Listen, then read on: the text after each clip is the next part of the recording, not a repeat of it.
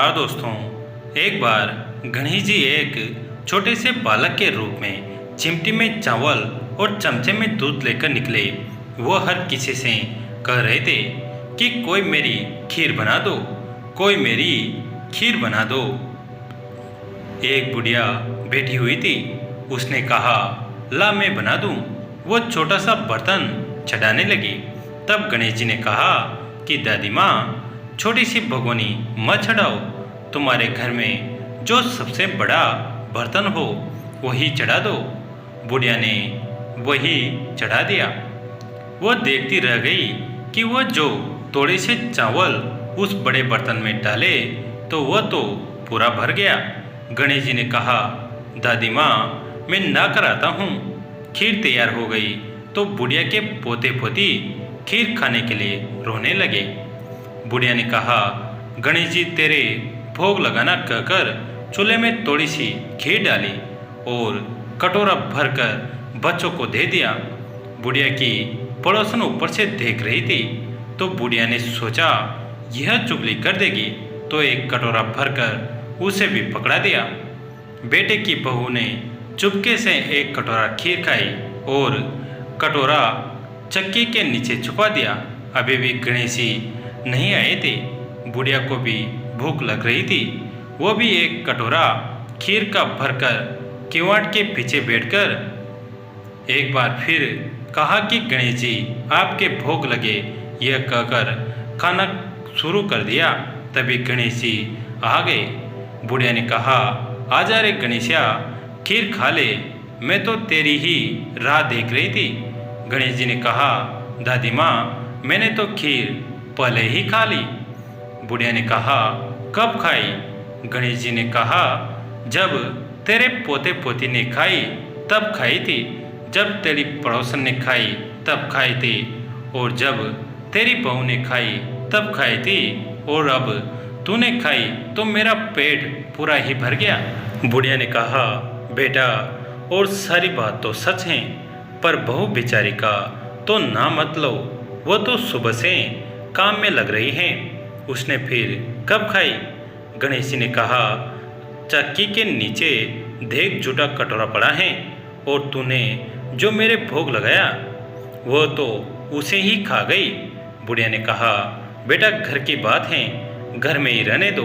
अब बताओ बची हुई खीर का क्या करूं? गणेश जी ने कहा, नगरी झिमा दो। बुढ़िया ने पूरी नगरी झिमा दी, फिर भी बर्तन पूरा ही भरा था। राजा को पता लगा तो बुढ़िया को बुलाया और कहा, क्यों री बुढ़िया, ऐसा बर्तन तेरे घर पर सोए अच्छा लगे या हमारे घर पर सोए? बुढ़िया ने कहा, राजा जी आप ले लो। राजा जी ने खीर का बर्तन महल में मंगा लिया। लाते ही खीर में कीड़े मकोड़े, बिच्छू, कंचले हो गए और दुर्गंध आने लगी।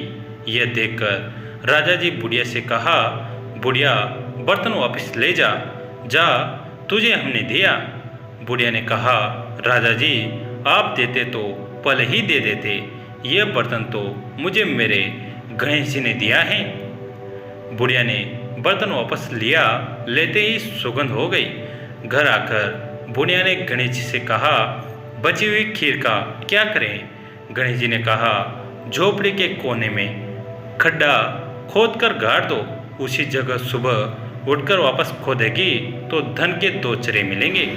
ऐसा कहकर गणेश जी अंतर्ध्यान हो गए। जाते समय झोपड़ी के लात मारते हुए गए तो झोपड़ी के स्थान पर महल हो गया। सुबह बहू ने फावड़ा लेकर पूरे घर को खोद दिया तो भी कुछ नहीं मिला। बहू ने कहा, सासू जी, थारो गणेश जी तो झूठो हैं। सास ने कहा, बहू, मारो गणेश झूठो तो नहीं है, ला मैं देखूं।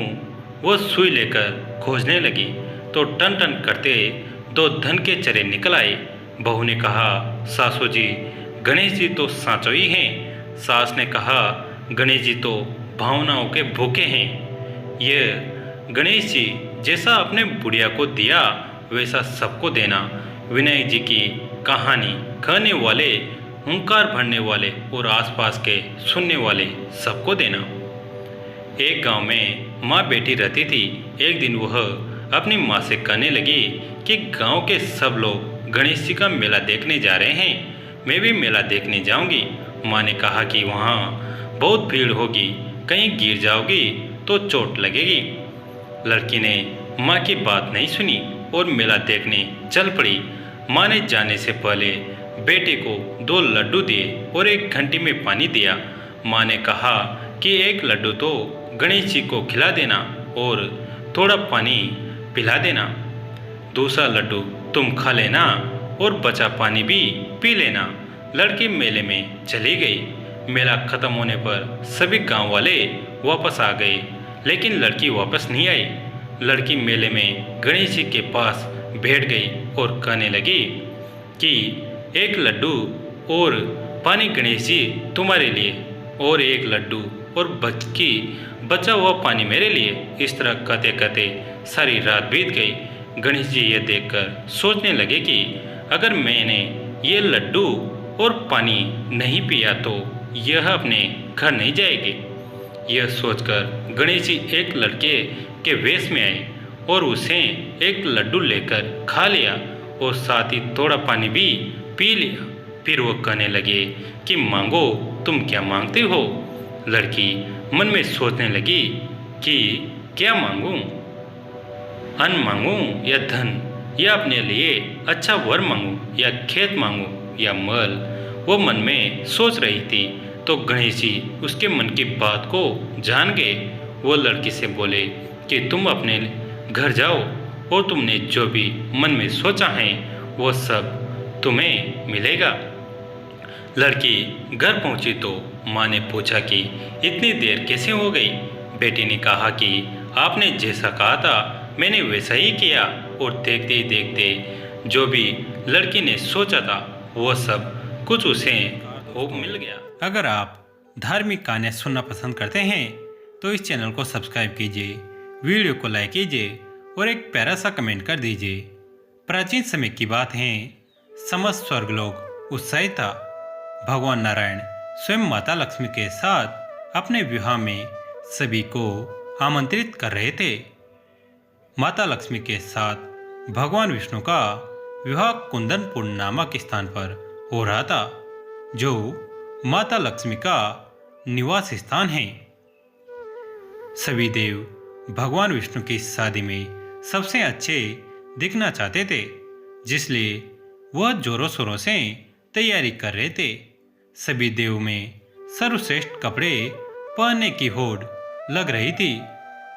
जैसे ही सभी देव तैयार होकर बारात में शामिल होने के लिए भगवान विष्णु के घर पर इकट्ठा हुए तो उन्होंने देखा कि भगवान गणेश घर में प्रवेश कर रहे हैं। भगवान गणेश को वहां देखकर सभी देव काफी परेशान हो गए, क्योंकि वे नहीं चाहते थे कि गणपति जी उनके साथ कुंदनपुर आए।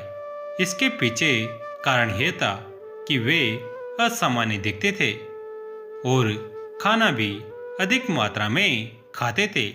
देवताओं ने यह भगवान विष्णु से कहा कि वे सभी लोग बहुत अच्छे दिख रहे हैं, लेकिन गणेश उनके साथ सही नहीं लग रहे हैं। हालांकि जगत पिता भगवान नारायण भगवान गणेश को पीछे नहीं छोड़ना चाहते थे, लेकिन देवताओं के दबाव के कारण उन्हें यह स्वीकार करना पड़ा। इसलिए वे एक योजना के साथ आए और भगवान विष्णु से गणपति को यह बताने के लिए कहा कि उन्हें स्वर्गलोक की देखभाल करनी है, क्योंकि वे सभी लोग जा रहे हैं। विवाह में न जाने की बात सुनकर गणपति जी थोड़ा दुखी तो हुए, लेकिन भगवान नारायण द्वारा सौंपे गए कार्य को वे मना नहीं कर पाए। यह सब होने के पश्चात नारद मुनि वहां आए और उन्होंने युवा श्री गणेश को यह सब बताया। साथ ही उन्होंने देवताओं के पास वापस जाने के लिए एक विमान भी तैयार किया। देवर्षि नारद मुनि ने भगवान गणेश को सलाह दी कि वह चूहों की एक सेना तैयार करे। यह चूहों की सेना देवताओं के मार्ग के नीचे खुदाई करने का कार्य कर सकती हैं। मार्ग की खुदाई करने से सड़कें खोखली बन जाएगी और खोखली सड़कें रथों, हाथियों, गाड़ियों और अन्य वस्तुओं के वजन को संभाल नहीं पाएगी। फिर जब वे सभी मार्ग पर चलेंगे तो सब डूब जाएगा और वे सब भीतर गिर जाएंगे। भगवान गणेश इस योजना से बहुत खुश हुए और उन्होंने वैसा ही किया और सब कुछ योजना के अनुसार हुआ। जैसे ही भगवान विष्णु का रथ सड़क पर चढ़ा, पहिए सड़क में गहरे धंस गए और बारात रुक गई। कोई भी देव रथ को पृथ्वी से बाहर नहीं खींच सके। देवताओं को इस तरह संघर्ष करते देख पास से गुजर रहे एक किसान ने मदद के लिए हाथ आगे बढ़ाया। किसी को विश्वास नहीं था कि वह कार्य कर पाएगा, लेकिन फिर भी उसे मौका देने का फैसला किया। किसान ने पहिया पकड़ लिया और जय गणपति चिल्लाया और पहिया एक झटके में जमीन से बाहर हो गया। हर कोई चौंक गया और देवताओं ने उससे पूछा कि उसने श्री गणपति नाम क्यों लिया। किसान ने उत्तर दिया कि भगवान गणेश सभी समस्याओं को दूर करने वाले हैं। वे प्रथम पूजनीय देव हैं, इसलिए वो हमेशा कोई भी काम शुरू करने से पहले भगवान गणेश का नाम लेते हैं। यह सुनकर सभी देवता लज्जित हुए और स्वयं को दोषी महसूस किया। उन्हें इस बात का आभास हुआ कि अच्छे दिखने से कोई फर्क नहीं पड़ता। जो वास्तव में मायने रखता है वह है किसी व्यक्ति की महानता और अच्छाई। सभी देवता वापस श्री गणपति के पास गए और क्षमा मांगी। तब वे सभी उन्हें बारात में ले आए और सब कुछ ठीक हो गया। जय श्री गणपति महाराज। दोस्तों, यह प्रसंग आपको कैसा लगा कमेंट करके जरूर बताइए। वीडियो को लाइक करें, चैनल को सब्सक्राइब करें और घंटी के बटन को दबाकर ऑल पर क्लिक करें। दोस्तों, इस कहानी को अपने दोस्तों के साथ, फैमिली के साथ शेयर जरूर करें। कहानी अंत तक देखने के लिए आप सभी का तहे दिल से धन्यवाद।